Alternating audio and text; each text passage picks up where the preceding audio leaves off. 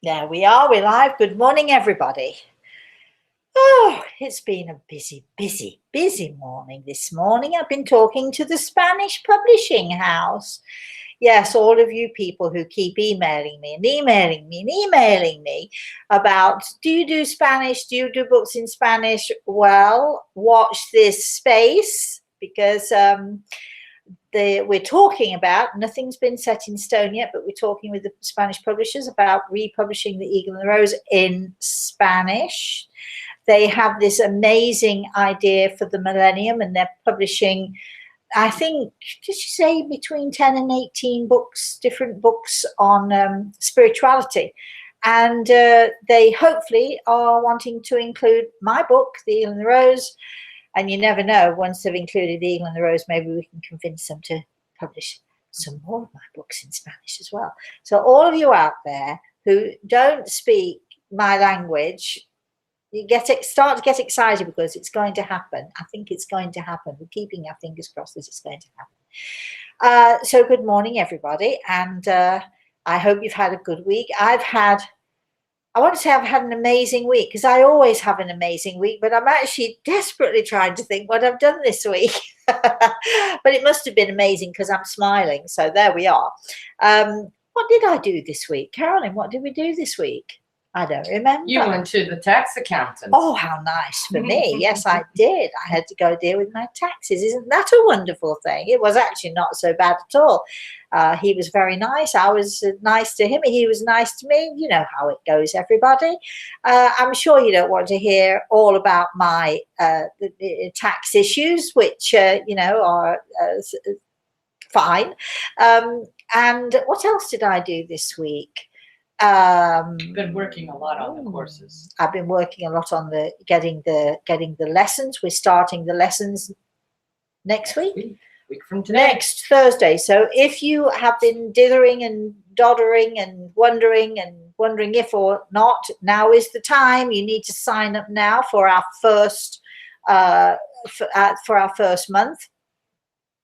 You can sign up anytime through the courses. You don't have to sign up now. In 6 weeks' time, you can sign up if you want to. But in order to make sure that you start the course at the beginning, you sign up now. If you want to know more about that, email us, Rosemary at RosemaryAltea.com, or what's the other email? Info at everythingisattitude.com.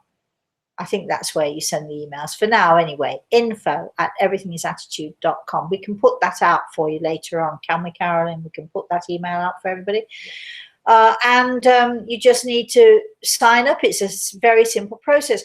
We've had so many emails from people saying, are you starting the candle meditation yet? Yes, we're starting it next week in the online course. That's what it's for. We're going to be doing all of that stuff. It's a very exciting course, actually.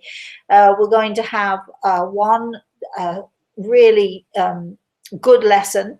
And I'm going to also make you take some angel actions to see how you deal with those, and to see how you can discover your own spiritual needs and your own spiritual wants, and be able to raise your level of consciousness to a point where you become more sensitive and much more aware of your own spirit, your own soul. I'm going to teach you how to communicate with your own soul. Oh my goodness, all these amazing things that we are going to be doing. All right, moving on from that. So I've been working on that, and it's been quite interesting, actually, because, these lessons and the things that I've taught students over the years, of course, I've kept all this stuff, but going over it again and revisiting stuff and reworking it, and maybe making a few changes here and there, but the basic lessons remain the same, because they are what they are. They are fantastic and amazing instructions on how we can really build our sensitivity, and how we can really become much more in tune with our own soul and with all of those souls that are out there in the universe. We do, I know, have quite a few questions, and we have a few people waiting. Do we not? We do. Do we? Which reminds me, I don't know if Dean is there. He is. But Dean, I need you to get in touch with me because we need to, I need to talk to you about the course. Anyway, that's that. So can you remind me, Carolyn, later on? Please make a big note of that. Dean, I need you. All right, so why don't we start then? We don't have Al with us this morning. So first of all, I'd like to say good morning to my spirit guide, Bagel, who is always here with me. Cachorro is somewhere around, but he's a bit hot and bothered today. He's huffing and puffing a bit. And he's extremely stinky, I have to tell you. So smelly. It's a good thing I love him. I was sitting on the sofa with him last night. And of course, I was cuddling him, as you do. But boy, oh boy, I had to hold my breath to do it sometimes because he really, you know, he's an old boy. He's just an old boy. And he's due to go in for his, you know, whatever he's due to go in for, his cleaning, grooming stuff. But I was there looking at him in the eye and sort of nose to nose with him saying, I know, I love you so much, but you smell so bad. It's like, and he just looked at me adoringly as if I hadn't just insulted him really badly. So, but he's here, he's in the corner, he's trying to get his breath a little bit. And then to my far right, we have Carolyn. Say good morning, Carolyn. Good morning, Carolyn. You see what kind of mood I'm in today. Ooh. All right, so why don't we're going to have fun today. The questions had better be fun questions, everybody. So let's have some really, really great questions today. The first one is from Oliwa. Who? Oliwa. Oliwa. And I hope I'm we pronouncing really it. hope we're pronouncing that right, don't we? I'm relying on Carolyn. I don't know who Carolyn's relying on, and we've no idea really, but keeping our fingers crossed. So good morning to you. And what is the question? I once heard that each of us got a gift from God. For example, gift of patience, etc. Is that true? Well, I always say to people, you know, when God places us on this earth, he doesn't just dump us here and say, you know, says, okay, you get on with it then. We have lots of gifts from God. We have our 5 senses. Not all of us, but most of us have our 5 senses. We have our 6th sense, which is a combination of those 5 senses. We have our intuition. We have so many things that help us, guide us, steer us. But we also have the ability, God-given, to either acquire patience or not, to acquire kindness or not. Because, you know, in our different situations, people throughout the world in their different situations and their different upbringings, we're given opportunities, and all the time throughout our lives, we're given choices. So we can choose to discover patience, for instance, or we can choose to ignore it and be, you know, angry and frustrated. I was having a conversation with my grandson. Oh, he just is a darling. I was having a conversation with him the night before last, and we were talking about swimming, and his mother had sent me a video of Reese and I on one of those floaties in Italy when we went to Italy last year. And of course I was terrified because I'm not a great swimmer. I do swim, but I like to be on my own. I can swim in the pool. If I'm on my own, I'm great. But if anybody comes by and splashes me or comes too close to me, I get very nervous. And for all of you who have read The Eagle and the Rose, you will know that there is a very good reason why I'm terrified of the water, which has to do with something that my mother and her boyfriend did to me when I was very little, when I was, you know, 4 or 5 years old, and which I still remember, a terrifying experience. And Reese was saying to me, Mosey, why are you scared of the water? And I was explaining to him, and I'd explained this to him before, and he knew that you know, I taught him about his great grandmother, and you know, he knows that she was mean to me because we talked about meanness and so on before, and I told him why I'm afraid of water. And he said to me, well, what kind of things did she do to you, you know, that when she was mean to you? And I said, well, you know, hard. He's only 6, so I didn't want to go into, too much detail. I said, well, she used to call me a crybaby, and she'd hit me and call me a crybaby. And he just looked me right in the eye and he said, my friend sometimes calls me a crybaby when we go to the pool, and he says things that are really mean to me so that I'll cry, and then he'll call me a crybaby. And it's not nice, is it, Mosey? And I said, no, it isn't nice. So it's down to us to teach our children that meanness, whatever form it comes in, is not acceptable. And I try to teach him that. But being a sensitive little boy, it's still hurtful. So where was I going with this? I don't know where I'm going with this. Does each of us receive a gift from God? We do receive many, many gifts from God. And what we do with them and how we live our lives is our choice, and it's up to us. I hope that helps you. Sorry, I got carried away there, because once I start talking about my grandson, nothing else exists for me. What can I say? Priscilla has a question. Good morning, Priscilla. Dear Rosemary, I am reading the book Many Lives, Many Masters. Brian Weiss. I think my respect for the work that you do increased after this book. Oh. Have you ever met Dr. Brian Weiss? And I'm sure he'd write a book on you. Well, actually, I know that Brian. I do know Brian, actually. We had for a while there, we had the same agent. We were with the same agency anyway, and he is lovely. He's very quiet.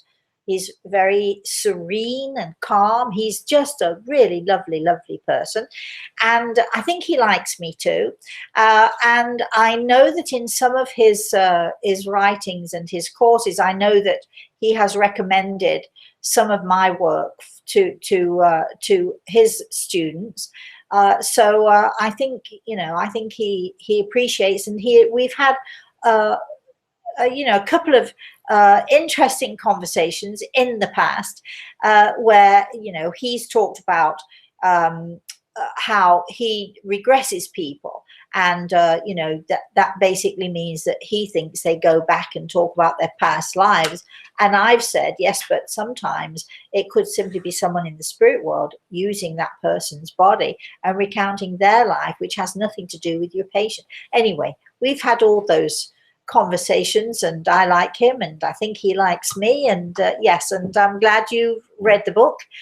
We did talk about this in Everything is Attitude, I think, a couple of weeks ago. And I mentioned Brian Weiss then. So please, he's absolutely worth reading.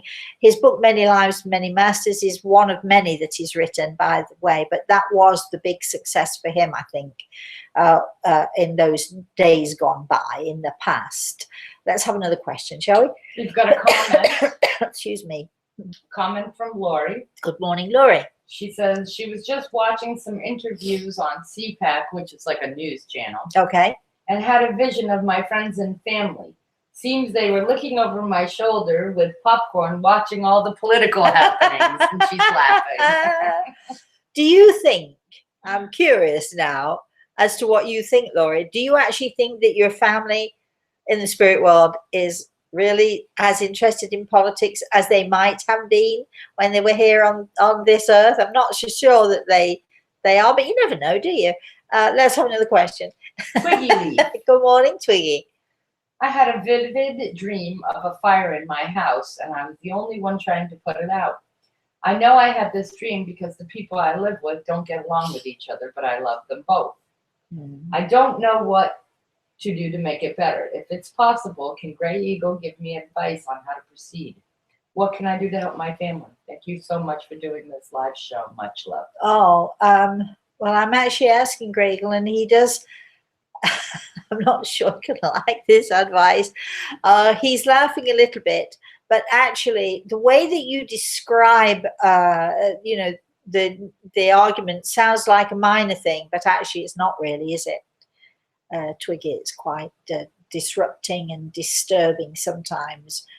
There's not a lot that you can do because if you get involved, they can turn on you, and you then get embroiled. What you can do is quietly say your healing prayers. You can quietly ask for healing for them both. You can stay as calm as possible if you can around them, and bring calm and love and support in a way that's not intrusive or doesn't get you involved in those arguments. But unfortunately, there's not much you can do to change it. You know, because, you know, it's a weird thing, isn't it? Sometimes, but you know, it's a habit. It's habit forming. It's a habit to turn around and snap at that person, that when you don't snap at anybody else, you snap at that one person because it's a habit. Or sometimes I know there are people who really like arguing and they like fighting because they are of that nature. And if one or both of these people happen to be fire signs, we're back to soul signs now, and if they happen to be fire signs, you've got no chance whatsoever of stopping this. So, you know, sending out your healing thoughts, try to visualize, you know, lots of blue healing energy around the house. You can do that without getting too involved, but let them be is the advice. And that's from myself, and of course from Grey Eagle too. Listen to him more than you listen to me. He knows what he's talking about more than I do. All right, let's have another question, shall we? Yeah. Good morning, darling Dean. I have always respected the tasty animals I have butchered through the years, but wonder if killing animals is looked down upon by the spirit world. I don't think so. God, I hope not, because, you know, I love a good steak. So, I know there are people out there who think because I'm a spiritual person, then I must be a vegan or at the very least a vegetarian, and I'm not, actually. I just cooked the most delicious piece of roast beef. Was it good, Carolyn? I gave Karen a little taste of it yesterday. It was on sale in the supermarket, so I bought it and roasted it, and it was really, really good. And I was saying to somebody, Carolyn, maybe yesterday, that my father taught me how to roast a good piece of beef, which we had every Sunday with Yorkshire pudding. And although I don't do the Yorkshire pudding anymore, I do the roast beef. I think that, you know, you have to go with whatever it is you feel. I always think, you know, if you're butchering something yourself, whether you've been out bird hunting, and I've been a person and still would do it now. Somebody brought me a bird, I'd pluck the feathers with no problem whatsoever. I'm a great plucker of bird feathers. All of you who don't eat meat, who think it's awful, put your hands over your ears. But there's nothing nicer than, you know, pigeon pie, for instance. So, you know, I think that we are carnivores. I understand why people don't eat meat. For many, many, many years, I only ate fish. For probably 20 years, I only ate fish. At some point in the future, I might go back to eating fish because I find it healthier for me, not because I'm averse to killing animals, but because I find it healthier. But I did go to my neurologist. That's not right. I know that's not right. Anyway, kidney person who said to me, no meat, Rosemary, at all. And I said, no, I'm thinking about going back to fish. And he said, fish is meat, no meat. So he advised it, but only for the kidney issues and all the other sort of health issues. Do what you like, Dean. If you enjoy it, cook it. But if you're killing it yourself, remember it's always a good thing to say thank you, and to thank the animal for its sacrifice of its life for you, for your pleasure, and to say thank you to the universe for providing. Miguel writes, good morning, Miguel. Good morning, Rosemary. I hope all is well. I was wondering if you would be able to tell me if my biological father is alive. I have never met him, but have always been interested in trying to find him. That's going to take a much longer time, I think, than we have today. I'm loath to give you an answer. I have an answer on the tip of my tongue, but I don't really want to give it to you because I think it would be really irresponsible without checking properly, thoroughly first. So I'm not sorry. All right. Not going to do it. Sorry. Mary asks. Good morning, Mary. My 8-year-old boy. I'm sorry, Miguel. I'm sorry. Yeah, yes, Mary, go ahead. My 8-year-old boy has been having some issues with academics in school and some physical issues. I feel that both of my parents in heaven are helping me with him. Is there any advice from the spirit world?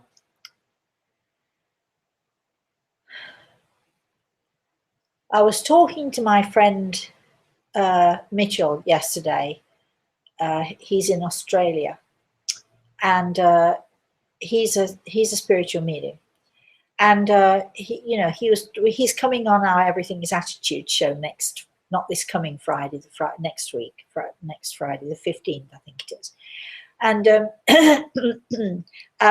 he was talking to me about his life and when he was a kid, and he was told by his teachers, and he was told by his parents took him to some specialist or another that he would only get to a certain age of reading because he was not good at all at reading, and his writing abilities were extremely poor.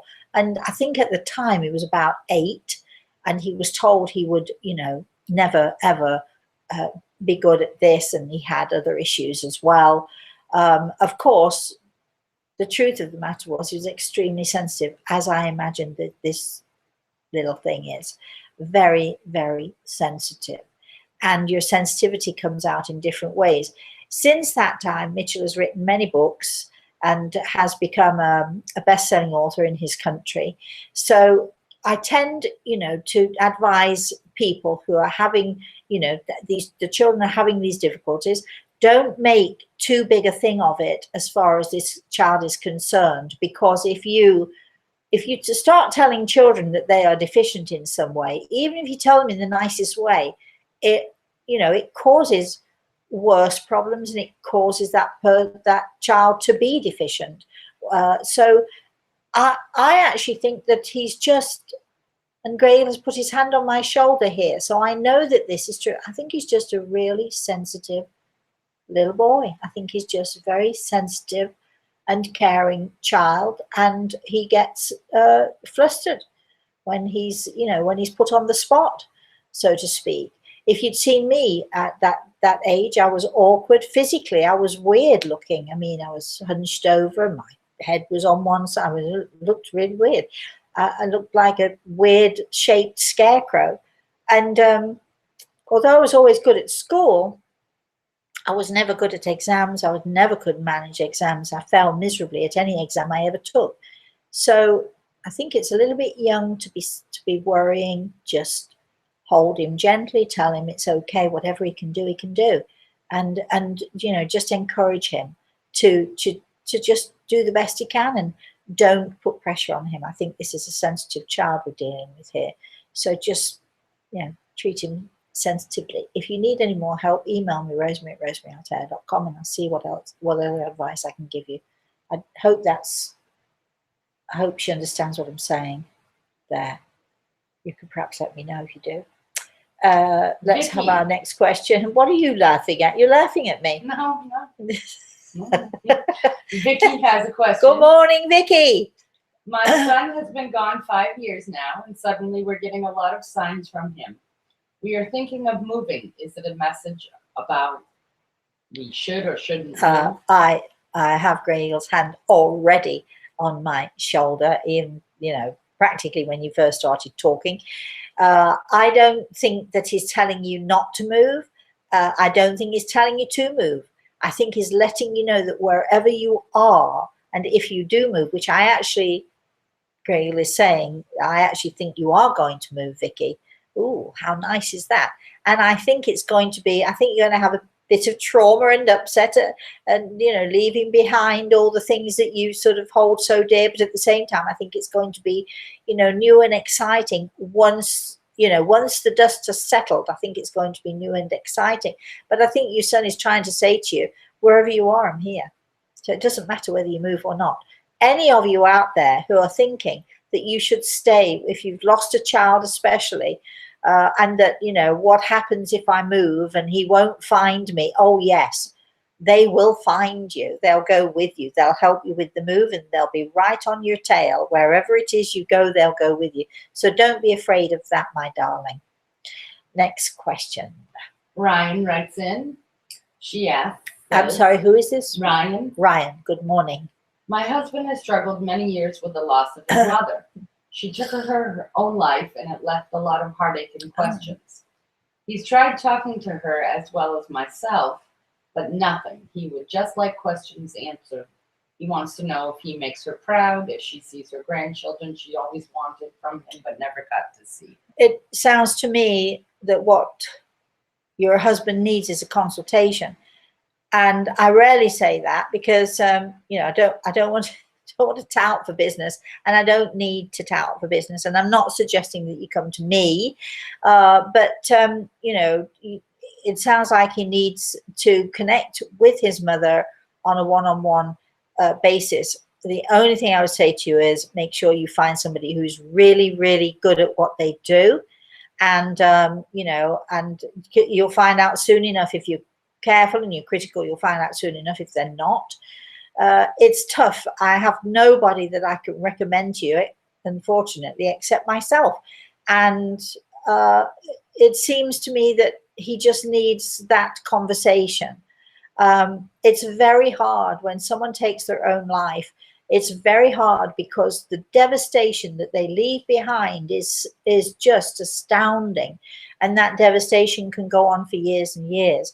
Most people who take their own lives, remember, please remember this, they're not thinking necessarily clearly when they do it. They're not doing it to hurt other people. It's just they do it because of desperation or because God has called them home. There are one or two reasons why people should do this.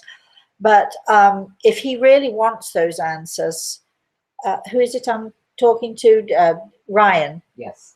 Ryan, if he really wants those answers, that would be my suggestion. Find a really good medium. Be prepared to wait if you have to talk to that person and see if he can have a one-on-one conversation with his mother. I know that these things are expensive. I can say that they're worth it. I don't know, Carolyn, what would you say? I would say that yes, it's worth it. I just feel for And his... Speaking of you, I'm not speaking about anybody else. Oh, well, thank you for that. You know, I don't know what area you're in. Even if I did know, I have nobody that I could recommend to you. So, you know, do some research or some checking. But one thing I can tell you is that, you know, again, people who take their own lives do not do it because they mean to hurt someone. They do it because they're desperate. And it may well be that his mother wants to talk to him as much as he wants to talk to her. So, you know, just bear that in mind. Let's move on to our next question. Albertine Good wrote morning, in. Albertine. Sunday is my birthday. Oh, happy birthday. Will my family in the spirit world be with me while we are eating the cake? Well, it depends. Are you going to invite them? I think the answer to that is yes, and I think probably they'd be there whether you did invite them or not. And absolutely, of course, why wouldn't they be there? My birthday's coming up, not really, so I say my birthday's in May, but I start my invitations way ahead of time. You know, yes, I'm pretty sure that they will be there. They might even be tasting the cake while you're eating it. So that would be good. So make it a really good cake. And I hope you got someone good to cook it for you, because nobody should ever have to make their own birthday cake. However, I always make my own birthday cake because I don't like anybody else's. What can I tell you? What? Twiggy Leaf. Good morning, Twiggy. Kind of right along the same line. Okay. I imagine a lot of parties happen in the spirit world. They do. Can Gray Eagle paint us a picture and describe a spirit world party he went to?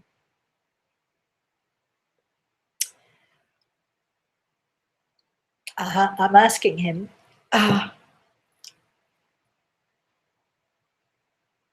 Here are his words then, Twiggy. Some parties are really sad.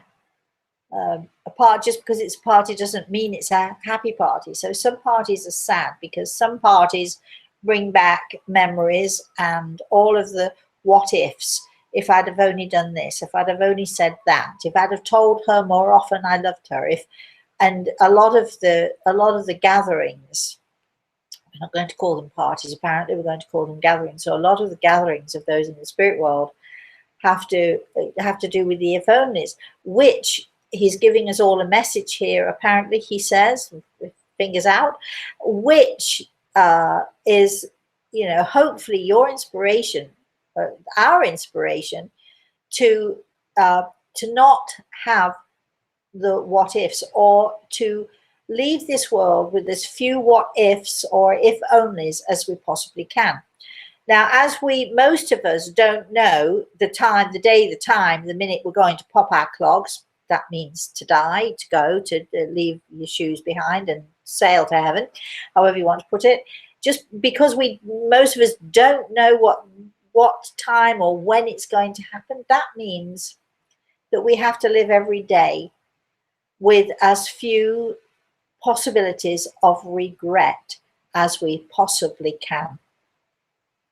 So while they're coming to your birthday party, or while they're celebrating, and I know that people in the spirit world will often have a party or a celebration, a gathering, as Gregor would call it, when someone, comes to them, that everybody gets together and so on. But there is an awful lot of sadness because of the if onlys. If only I'd said that, if only I hadn't done this, if only, if only, if only. So he's saying to us, as our birthdays come around, as our anniversaries come around, and we remember those in the spirit world, it reminds us every day, live your life as if it is your last one. If there is someone that you love, pick up the phone when you're done watching this, or even put down the TV and pick up the phone and call that person and say, I love you.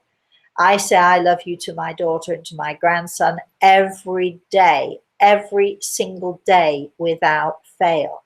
And I'll say to my grandson, do you know I love you? And he'll say yes, and I love you. And I'll say, I love you more than you love me. He'll say, no, I don't know. I love you more, and so on. Don't be afraid to use those words. I know it's easy. You think it's easy when it's a child, but I say these things to my daughter as well. Don't be afraid to use those words. Don't be afraid to express how you're feeling. Don't be afraid to say, I'm sorry we fought, or I'm sorry, I'm sorry I argued with you. You're not necessarily saying, I'm sorry I did this. You're saying, I'm sorry that I upset you, or I'm sorry that we had this rift between us. And get on with it. Stop, getting all upset that somebody hurt you or upset you or what have you. Get a grip. Get a life. Get a life that is filled with love. So please, all of you out there are harboring a grudge or harboring a hurt, get on the phone or get in your car and go just get off your butt and fix it. Forget your pride. Because let me tell you, people who take their pride with them to the spirit world also take their heartache as well. Connie has a question. Good morning, Connie. I have lost 3 people in my circle in the last 8 days. Oh, golly. Ages 9 months, 60 years, and 32 years old. Too many people at once. Why does it seem people always pass in threes? And somebody else commented, yes, I've always wondered that as well. I'm so sorry, Connie, for your, what awful losses. That's got to be a really hard thing for you and your family and your friends to deal with. So my heart goes out to you there, and we're going to be sending you lots of loving healing and lots of healing energy for that. You must be really struggling right now.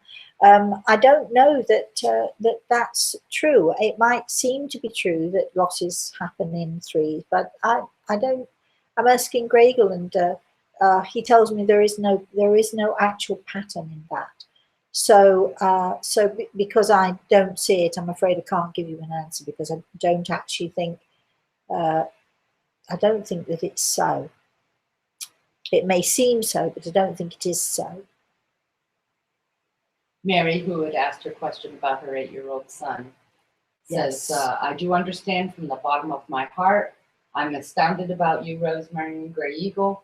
God bless you guys for all the generous love and healing that you do for everyone. Thank you. Well, thank you, Mary. Just remember, you've got a very, very special little boy there. And I can tell you, being a sensitive child myself, and I don't mean just ordinarily sensitive. And when I'm talking about your son, Mary, I don't mean ordinarily sensitive. I mean a sensitive, particularly, especially sensitive and in tune, and feels the hurts and the pains, feels the jabs, feels the insults or the rudeness, as my grandson does. I told you what he said about his friend, and he sort of, Reese gets confused about people who are mean, or who are bullies, who are difficult. And I think your little boy gets confused, and I think he clams up, and I think this makes him, you know, sort of perhaps hide within himself. And you have to, on the one hand, you have to push him to try to encourage him to do more, but on the other hand, you also have to, you know, hold him with gentleness and kindness and with sensitivity, which I'm sure you do.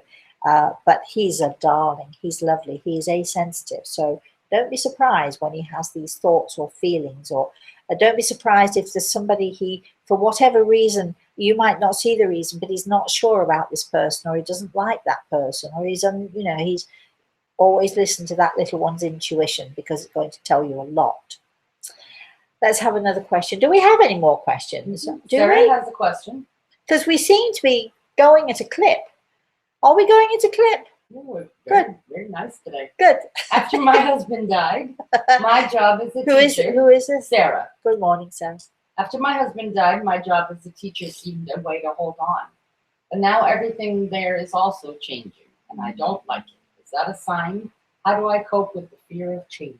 Oh, I think we all have that fear one way or another. You know, the word trauma is simply another word for change. And I think we're all scared of change. You know, we like to sort of hold on, and especially when you've had a loss, as you have, Sarah, that you have a loss, and you sort of, you find something else to hold on to. It's almost like a support. But very often those traumas are those things that push us away from that support that we build for ourselves. Can be the very best thing that can happen to us. Terrifying and nerve-wracking, because it tests us. It sort of, we start to doubt ourselves. Are we going to be okay? And so on. I know your husband's going to be with you on this, and yes, you're right, there will be change.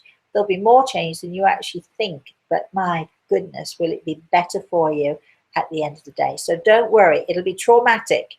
Change. It'll be traumatic, but it'll be good in the end. And you'll only come out stronger, I'm sure of it. Grey Eagle has his hand on my shoulder, so I know it. I know that it's true. Right. Lori was just laughing. She said, we're all full of beans today. It seems spring's a-coming. Because they've been chit-chattering between themselves. Hey, I don't like that you talk to each other and I can't see what you're saying to each other. I'm sort of locked out of that.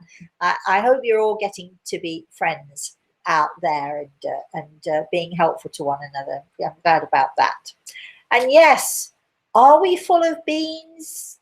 I don't know. You've been kind of... I've been full of beans. I don't know why. I walked in, yes. I just can't think why. Maybe it's because things are coming together in certain areas. I don't know. But I'm usually happy. Yeah, but you're a tad bit more chipper. Am I chipper?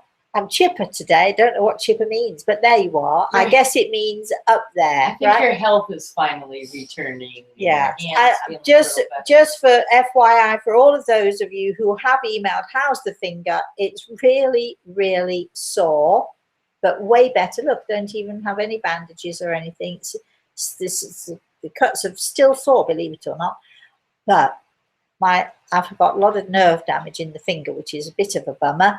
And I am going to have to get the advice of a hand surgeon, which is what the doctor told me I would need to do. So, but I'm fine. It's only a finger. It's just a finger. Next question. Andrea asks, Good morning, Andrea. I know something has connected with me. I am drawn to want to help or heal. I feel like I've been chosen to help. I'm currently studying complementary therapy. Are you chosen and guided to do this?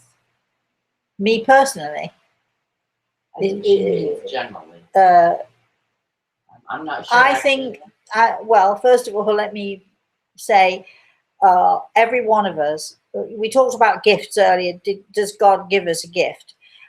Yes, and God gives us the gift of healing. Every one of us is born with the gift to heal. Some of us choose to use it and some of us choose not to use it.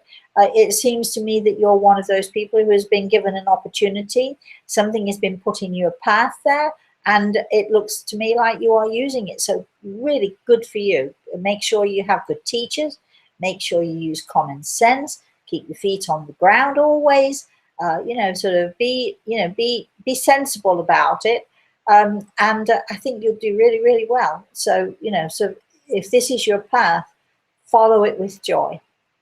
Dean and Lori are both saying spring. Dean took his daily mile walk and it was -3 with a stiff wind today. And Lori says, yeah, -25 here and still 4 feet of snow. So they're not feeling how spring-like. Fantastic. How fabulous for you guys. You've got snow, you can make snowballs. You know what they say, make lemonade out of lemons. You can make snow out of snowballs and have a lot of fun. Now, come on. I wouldn't be in your shoes for anything because I hate the cold. But you choose it. You live there. So there you are. What can I say? Enjoy the cold while it lasts. Spring is actually around the corner. I know it's hard to believe, but it is. We've got Nikki who wrote in a question. Good morning, Nikki. You've said before that when we die. I hate it when people say, when you said, and I pause, I think, oh, what did I say? I'm sort of ready to duck. What did I say? When we die, it's our time to go. Yes. But then I've heard you say that if someone had heeded a warning they were given, that perhaps they wouldn't have died. Are there really accidental deaths that God did not have planned? I don't think I've said if they heed a warning that they wouldn't die. Wait a minute. I don't think I've actually said that they wouldn't die, because when it's your time, and whatever you heed, it's going to happen, because when it's your time, you cannot avoid it.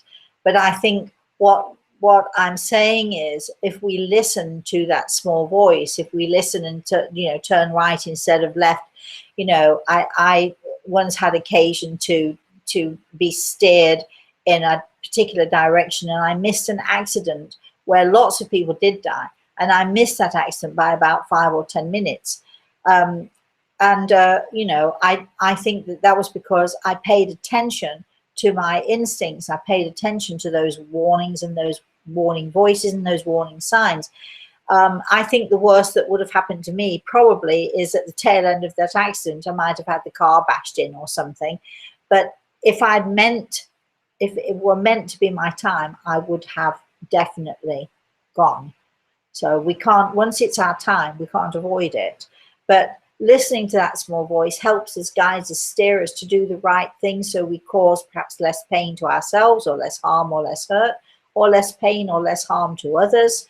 I think that we have to pay attention to our senses, our sensitivities, to our instincts, which is, what these online classes are going to be all about, helping people to pay attention to that small voice that's inside of us, that the voice of our soul calling out to us, trying to guide us and steer us. Because honestly, as human beings, when we do not listen to our instincts, we always end up in trouble. I can vouch for that because it happens to me all the time, because I don't always listen.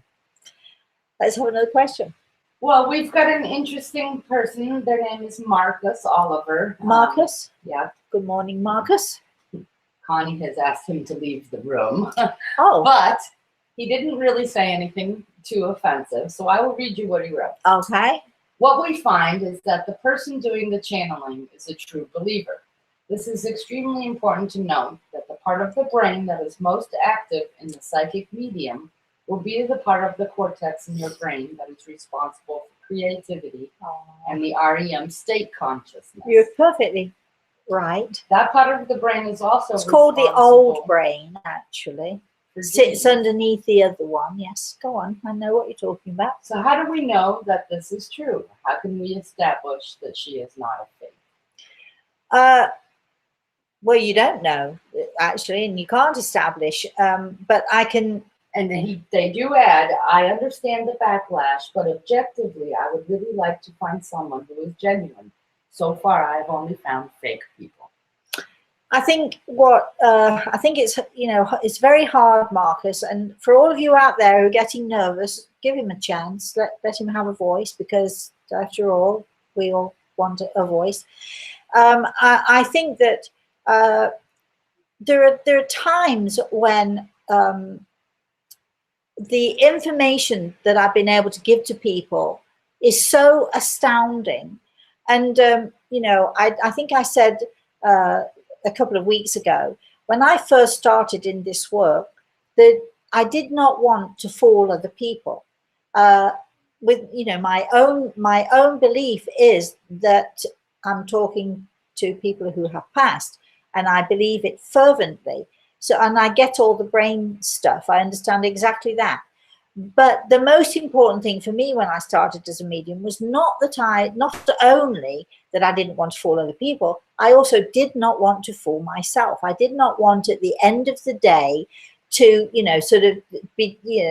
to discover that my life had been a lie, because what you're saying is all mediums are fake. That means my entire life has been a lie. And, and I certainly don't want that. And I'm intelligent enough and bright enough to know that, I'm not going to go down that path. But the evidence, and Marcus, you shouldn't believe me when I tell you, because I'm just telling you a story. I can only tell you that I don't make things up, but I don't care whether you believe that or not. I can tell you from the evidence of my own eyes and ears, and the evidence of people who come to see me, that the information that is given to people through me, through my guide, Grey Eagle, through all of these incredible ways that we get this information, it is sometimes so astounding. And it can be the littlest, the most ridiculous little thing that makes the difference. I remember once saying to a guy who came to see me, he was probably in his late 50s or early 60s, and his father came, to talk to him. His father was in the spirit world and came to talk to him. And the father kept saying to me, just tell him jelly babies. And I kept thinking to myself, God, what does it mean? You've got to give me more, because I can't just say jelly babies. And I tell this story in the Eve and the Rose. I can't just say jelly babies. What does it mean? Tell me what it means so I can help him. He said, no, just tell him jelly babies. So I looked at this guy at some point and I said, your father told me to tell you jelly babies. And this guy almost fell off the sofa, and he reached into his pocket and he pulled out a packet, and in this hand was a packet of jelly babies. His father used to carry them with him all his life since he was a boy. And since my client was a boy, his father always gave him jelly babies, and he always carried a packet of jelly babies with him as well. Now, this man's wife was completely skeptical. She thought I was far too young and therefore a fake. And, when the man went out to meet his wife, and she was quite an aggressive woman, she said to him, well, she was no good, was she? And he looked at her and he said, well, I'll tell you what she told me. She told me jelly babies. And that woman almost fainted on the sofa. It's the stupidest thing sometimes. It's not the great, amazing, wonderful, incredible, world-shattering things that can prove that there is something more. And I don't expect you to believe, Marcus, and you're obviously on your own journey. And I hope you find what it is that you're looking for. And thank you for coming on the show. And thank you for thank you for being good about it, nice about it, and reasonable about it, because we can have conversations. And for all of you out there who are thinking, oh my God, this man's saying that she's a fake, and you're all defensive for me, and I appreciate it. But it's good to have these healthy conversations, and it's really good. You know, one day I'm going to have a show with people who are skeptical but reasonable, and myself, and we can come together with our ideas. And wouldn't that be a fun thing to do? So thank you, Marcus. I appreciate it. And he says, thank you for answering the difficult question. I'm sure all of us have the need to find the truth and to find out about the afterlife. And yes, it's a massive journey. Well, thank you. And Marcus, I appreciate it. And you're welcome on my show anytime. So let's have another question, shall we? That was actually it. But That's it? Kind of okay because you have a plumber coming in sometime after 12, don't you? Is it 12 o'clock? It's 10 minutes up, but we can talk about the class and how it starts next Thursday. Yes, I would like to mention again, if you are interested, email us info@everythingisattitude.com, or you can email al@alpasano.com. Or if you get stuck, just send us your email, rosemary@rosemaryaLtea.com, and we will forward it to the right place, and we'll get that information to you.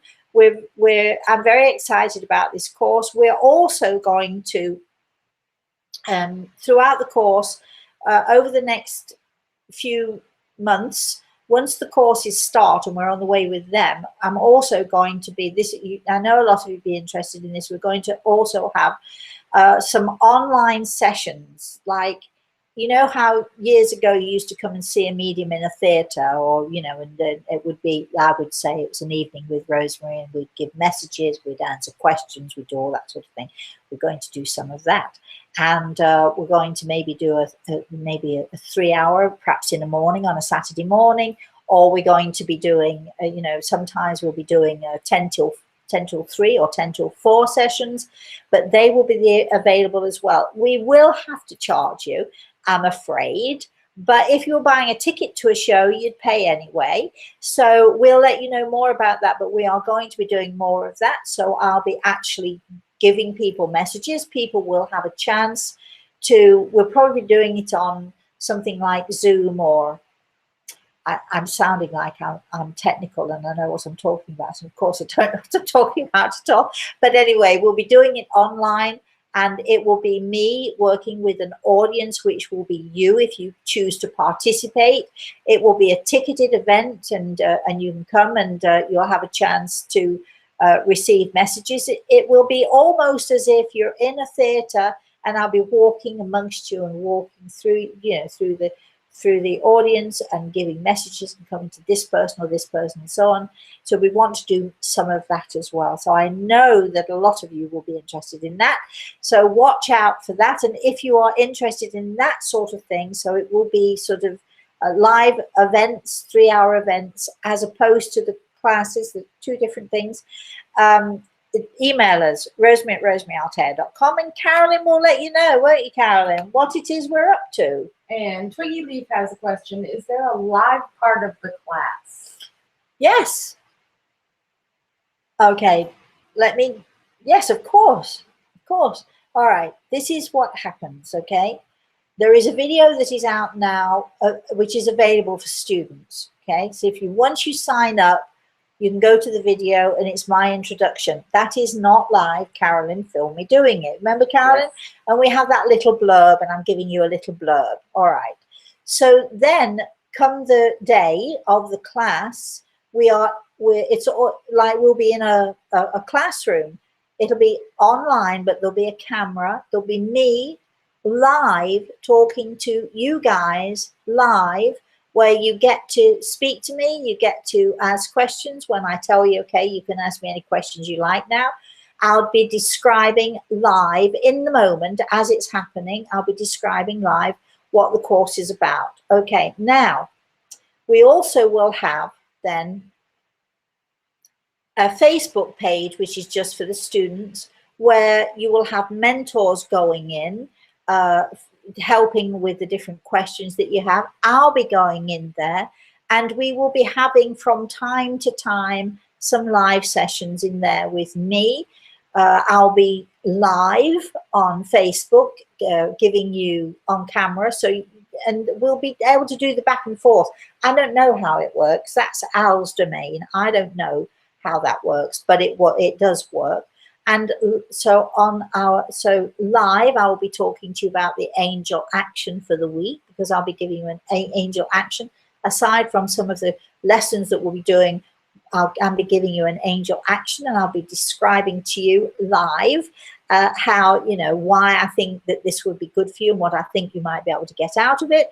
And you'll be able to respond to me and to your mentors. It'll be, of course, we will have a live session. We will, yes, of course. So you get to talk to me every single week. Oh, gosh. We have another question. That's so exciting. Yes. The group session for the group reading, that is not just for students. All of your things are... Okay, we have the online course, which is what I've just described. We are going to be once every, I don't know, we haven't decided yet, 6 or 8 weeks, something like that. It might be once every 3 months. It depends on, how it goes. It depends on how busy I am doing other things. But we're going to have some sessions. Now, how did she put it? Readings? Yeah, group reading. Okay, I don't do readings, just to be clear. I don't read you. I will not be reading any of you.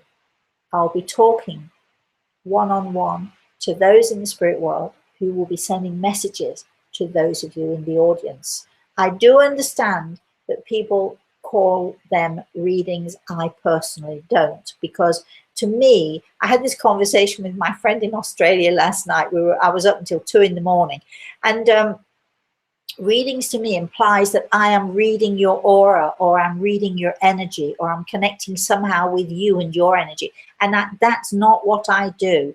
I connect with those people in the spirit world who are separate to you, but who are your family, or they are your loved ones in the spirit world. And I connect with them, and they give me messages, which I then pass on to you. So, so we will be doing that. And people can ask any questions they like. Some people might want a message from a grandmother or whoever. Some people might want to know about healing. Whatever it is, we may decide to have a theme for these things. It might be a healing session, or it could be anything. I don't quite know yet, but certainly during those times, I will be giving messages from the spirit world. And, hopefully that'll work out really well and you'll all enjoy it. They are different. They are sessions, not classes. So there will be live sessions with Rosemary Altea, and we'll tell you more about that. There will be payment for that. You will have to pay. It will be ticketed, because in order to put these things in place, let me just explain to you, in order to put these things in place, it costs me to provide people to get all the technology together. I have to, I have bills to pay. So I have to pay for my time. I have to pay for Al's time, so on and so forth. So, I'd love to do it. We do these sessions for free, and I love it. And I know you all love it too. But the sessions where I'm giving messages and doing that sort of thing and taking time out for that, we will have to charge. It won't be exorbitant. It depends on what you think by exorbitant. It won't be hundreds and hundreds of dollars for it, but and hopefully it'd be affordable for most of you. But if I had a session in a theater, you would charge tickets and you'd be happy to come to those events. So it will be like that, and we'll be doing that once every, I don't know, maybe 6 weeks or something. We'll see how it goes. So keep posted, rosemary@rosemaryaltea.com. If you are on our email list, you will get an email when these things happen. If you are not, and you want to be on our mailing list, email us, rosemary@rosemaryaltea.com, and let us know. Please, can I just ask all of you, because you are lovely and I love you, can you just share this with as many people as you can, because we just want to get the word out there. Share, share, share. So as soon as you get off here, click share. One last thing. Oh, oh gosh. All right. There is a coupon on your lulu.com. It's good only until midnight tonight. Right. So all of my books are on lulu.com, lulu.com. If you go in there. / Rosemary Altea brings you right to your page. Okay. So lulu.com / that's one of those things like that, slice thing, Rosemary Altea. And if you write that in, you can find all of my books that Lulu does, and they're giving a coupon off until midnight tonight for 15%. And Carolyn wanted to let everybody know, if you want a book, if you want the new book, for instance, is whatever it is, the Walk in the Clouds. Walk in the Clouds. Thank you. If you want the cookbook, you can get it with 15% off. I mean, that's a deal. But the code is ONEFIVE. The words 15. Can you? It's already out on your Facebook page. Go to my Facebook page for the code. Can we have that code again, Carolyn? 15. 15. Yep. That's it. ONEFIVE. Oh, it's the word 15, not the number 15. And you put the words 15 in the code, and that takes you to where I am, and it gives you your coupon. It gives you your 15% off, and it is worth it. I mean, because we all want to bargain, don't we? It probably means I won't get as much for the book as I usually get. That's a bit of a bummer, isn't it? Anyway, all right.